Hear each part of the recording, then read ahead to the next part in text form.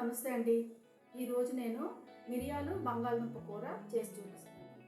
ఉల్లిపాయలండి, బంగాళదుంపలు, మిరియాలు పౌడర్ చేసి పెట్టుకున్నానండి.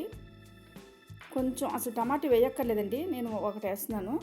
ఉల్లిపాయలండి, ఇది చిన్న చిన్నగా తరిగి పెట్టుకున్నాను. ఇదేమో కచ్చాపచ్చగా నూరు పెట్టుకోవాలండి. ఆయిల్, సాల్ట్, అంతేనండి. ఈ కూరకి ఇంకా ఏం అక్కర్లేదు, ఇవే. ఈ కూరకి పచ్చిమిర్చి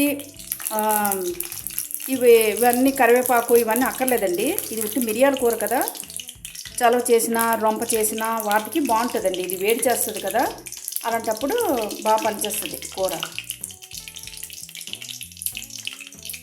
తర్వాత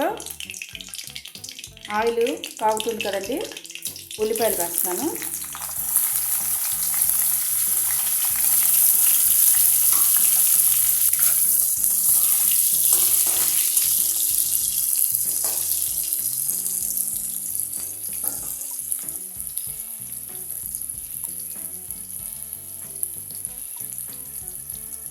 ఉల్లిపాయలు కచ్చాపచ్చా నూరు పెట్టుకున్నాను కదండి. ఎక్కువ పేస్ట్ లాగా కూడా చేయకూడదండి, మెత్తని పేస్ట్ చేయకూడదు.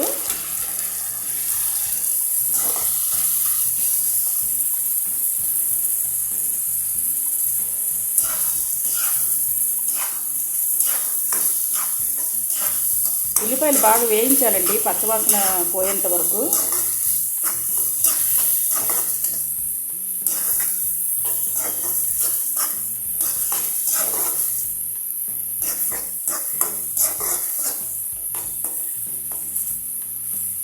ఇది పాతకాలం అంటేనండి, మా నాయనమ్మ చేసేవారు ఈ వంట. మా నాన్నమ్మ దగ్గర మా అమ్మ చేసేవారు, తర్వాత మేము చేస్తున్నామండి. ఇది టమాటా వేసుకుందామండి.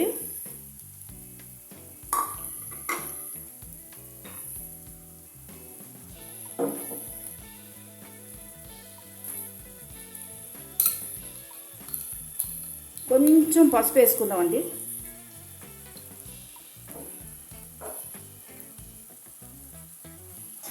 నేను ఇందాకలా చూపించలేదు మీకు, పసుపు కొంచెం వేసుకుంటే కొంచెం బాగుంటుందండి.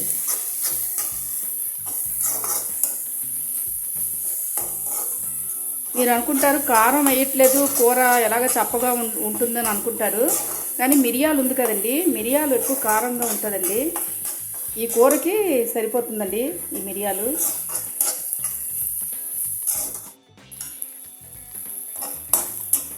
బాగా ఫ్రై అయ్యిందండి, పచ్చివాసన లేకుండా ఫ్రై చేసుకున్నాము. మిరియాలు కొంచెం వేద్దామండి.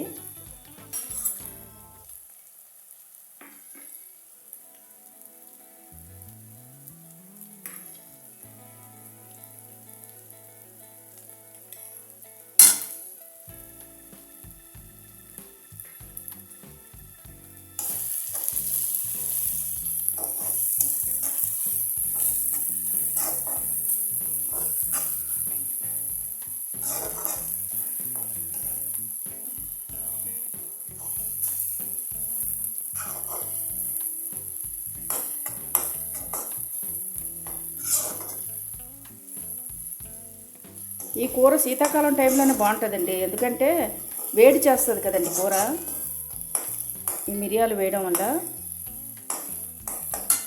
నేను ముందుగానే బంగాళదుంపల్ని ఉడకపెట్టుకొని కొంచెం సాల్ట్ వేసుకున్నానండి. మర్చిపోయాను ఇందాక చెప్పడం, సాల్ట్ వేసుకున్నాను. మనం తగినంత చూసుకొని కూరకి సాల్ట్ చూసుకొని వేసుకుందామండి, ఎందుకంటే ఇందులో కొంచెం సాల్ట్ వేసి నేను ఉడకపెట్టాను. వేసేస్తున్నాను బంగాళదుంపలు.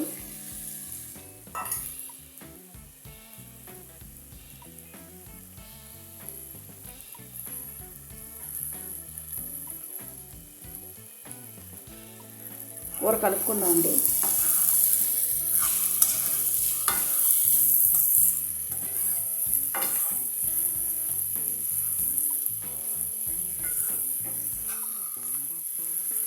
కూర అన్నీ సరిపోతుందండి, కారం అన్నీ సరిపోతుందండి. మసాలా వేయకపోయినా పర్వాలేదు, మిరియాల కారం ఉంటుందండి.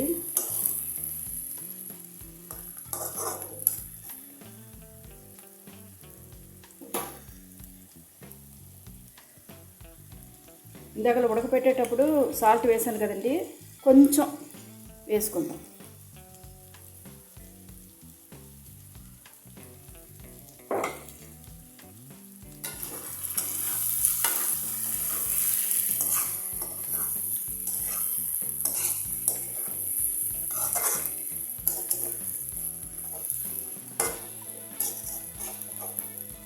అతి చల్లని ప్రదేశంలో కూడా ఇది మిరియాలు వేసుకుంటారండి ఎక్కువగా.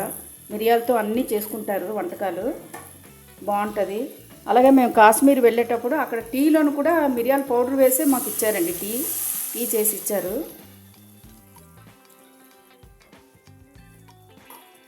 కాస్త నీళ్ళు వేసుకున్నానండి. నీళ్ళు వేసుకొని ఇలా కలుపుకొని మూత పెట్టేద్దామండి. ఎందుకంటే మిరియాలు వేసాం కదా.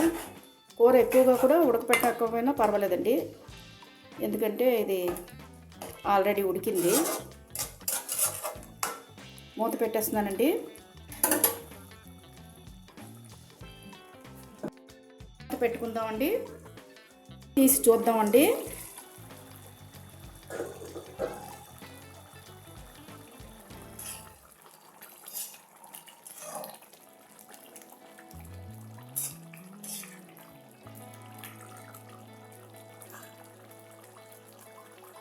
ఇప్పుడు ఇందాక పెట్టుకున్నాం కదండి కొంచెం మిరియాల పౌడరు, అది మళ్ళీ కాస్త చల్లుకోవాలండి.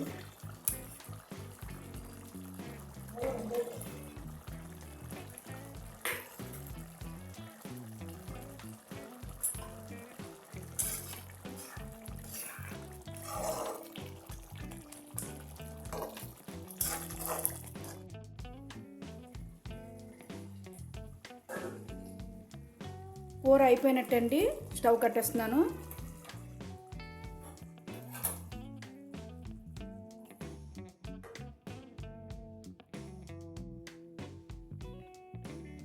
బంగాళదుంప మిరియాల కూర రెడీ అండి.